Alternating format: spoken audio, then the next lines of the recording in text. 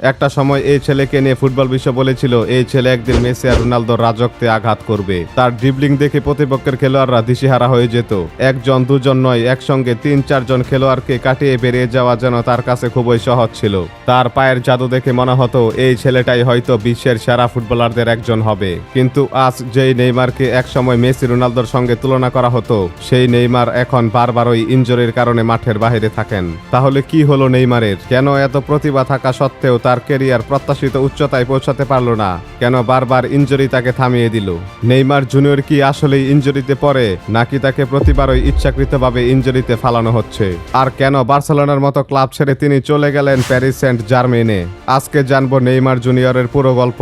নেইমারের পুরো নাম Neymar da Silva Santos junior. তিনি জন্মগ্রহণ করেন 1992 সালের 5 ফেব্রুয়ারি ব্রাজিলের মোগিদাস ক্রুজেস শহরে। ছোটবেলা থেকে ফুটবল ছিল তার জীবনের সবচেয়ে বড় ভালোবাসা। কিন্তু নেইমারের ফুটবল জীবনের পিছনে সবচেয়ে গুরুত্বপূর্ণ মানুষদের একজন ছিলেন তার বাবা নেইমার সান্তোস সিনিয়র। নেইমারের বাবা নিজেও পেশাদার ফুটবলার ছিলেন। তিনি ফুটবল খেলেছেন, কিন্তু বড় পর্যায়ে নিজের ক্যারিয়ার সেভাবে প্রতিষ্ঠিত করতে পারেননি। তবে নিজের সেই অপূর্ণ স্বপ্ন তিনি ছেলের মধ্যে দেখতে শুরু করেন। তিনি বুঝতে পেরেছিলেন নেইমারের পায়ে এমন কিছু আছে যা সাধারণ প্রতিভার চেয়ে অনেক বেশি। তাই ছোটবেলা থেকে ছেলের ফুটবল ক্যারিয়ার গড়ে তোলার পেছনে তিনি গুরুত্বপূর্ণ ভূমিকা রাখেন।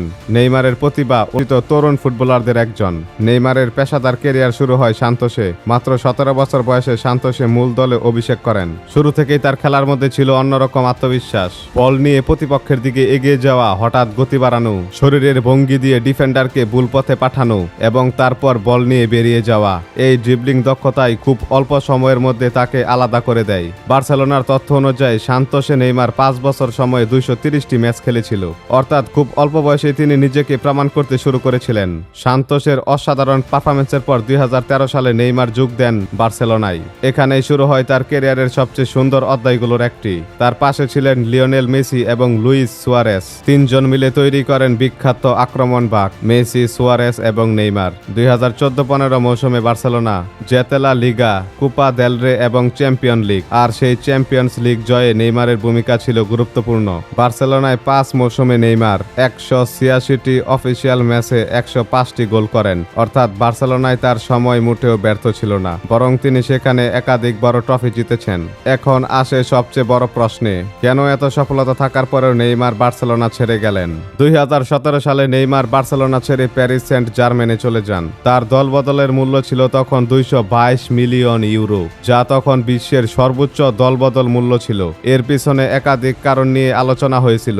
নেইমার নিজের পরিচয়কে শুধু মেসির ছায়া থেকে বের করে এনে একটি দলের প্রধান তারকা হিসাবে প্রতিষ্ঠিত করতে চেয়েছিলেন, এমন ব্যাখ্যা বহু বছর ধরে আলোচিত হয়েছে। প্যারিসে ছিলেন তিনি কেন্দ্রীয় তারকা, কিন্তু এখানেই একটি অপূর্ণতা থেকে গেল।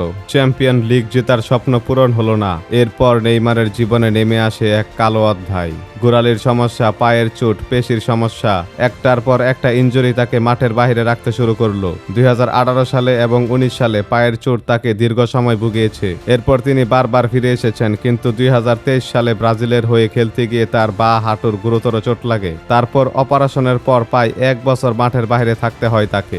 একজন ফুটবলারের ক্যারিয়ারে এত দীর্ঘ সময় ধরে মাঠের বাইরে থাকা বিশাল ধাক্কা। আর এখান থেকে প্রশ্নটা আরো বড় হয়ে যায়, নেইমার কি আগের সেই নেইমার হতে পারবেন? কেন এত ইনজুরি? এখানে তার খেলার ধরন অবশ্যই একটু আলাদা। তিনি প্রচুর ড্রিবল করতেন, প্রতিপক্ষের খেলোয়াড়কে কাটিয়ে যাওয়ার সময় বারবার দিক পরিবর্তন করতেন। এই কারণেই প্রতিপক্ষের ফাউলের শিকার হওয়ার ঝুঁকিও থাকত। এর সঙ্গে যোগ হয়েছে আগের ইনজুরির প্রভাব, পুনর্বাসন এবং বয়স বাড়ার সঙ্গে শরীরের উপর চাপ পড়া। তাহলে কি নেইমার কোনো বড় ট্রফি জিততে পারেনি? এখানেই একটি ভুল ধারণা পরিষ্কার করা দরকার। নেইমার ট্রফিহীন নন। তিনি বার্সেলোনার হয়ে লা লিগা, কোপা দেল রে এবং চ্যাম্পিয়ন লিগ জিতেছেন। ব্রাজিলের হয়ে 2013 সালে কনফেডারেশনস কাপ জিতেছেন। 2016 সালে রিও অলিম্পিকে ব্রাজিলের হয়ে স্বর্ণপদক জিতেছেন। কিন্তু তার ক্যারিয়ারের সবচেয়ে বড় দুটি অপূর্ণতা, বিশ্বকাপ জিততে পারেনি আর ব্যালন ডি'অরও জিততে পারেনি। আজ অনেকেই প্রশ্ন করেন, নেইমার কি তার প্রতিভার সবটুকু দিতে পেরেছেন? হয়তো তার ক্যারিয়ারের সবচেয়ে বড় আফসোস এখানেই। কারণ প্রতিভার অভাব তার কখনোই ছিল না, বরং সমস্যা ছিল সেই প্রতিভাকে দীর্ঘ সময় ধরে মাঠে ধরে রাখার সুযোগ তিনি বারবার হারিয়েছেন। নেইমারের গল্প শুধু একজন ফুটবলারের গল্প নয়, এটা এমন একজন প্রতিভাবান খেলোয়াড়ের গল্প যার পায়ে ছিল জাদু, যার ড্রিবলিং দেখে কোটি কোটি মানুষ মুক্ত হয়েছে। কিন্তু তার ক্যারিয়ার বারবার থেমে গিয়েছে ইনজুরির কারণে। তবুও নেইমার এমন অনেক কিছু করে গেছেন যা খুব খুব কম ফুটবলারই করতে পেরেছেন। এখন প্রশ্ন হলো, নেইমারের ক্যারিয়ার কি সত্যি শেষের পথে, নাকি আবারও তিনি 2030 সালে ফিরে সবাইকে চমকে দিবেন? ইনজুরি না হলে নেইমার কি মেসি ও রোনালদোর সমপর্যায়ে পৌঁছাতে পারতেন? আপনার কি মনে হয়? আপনার মূল্যবান মতামত অবশ্যই কমেন্টে জানিয়ে দিন। ভিডিওটি ভালো লাগলে একটি লাইক দিন, শেয়ার করুন এবং নিক জীবন বাংলা ইউটিউব চ্যানেলটি সাবস্ক্রাইব করতে ভুলবেন না।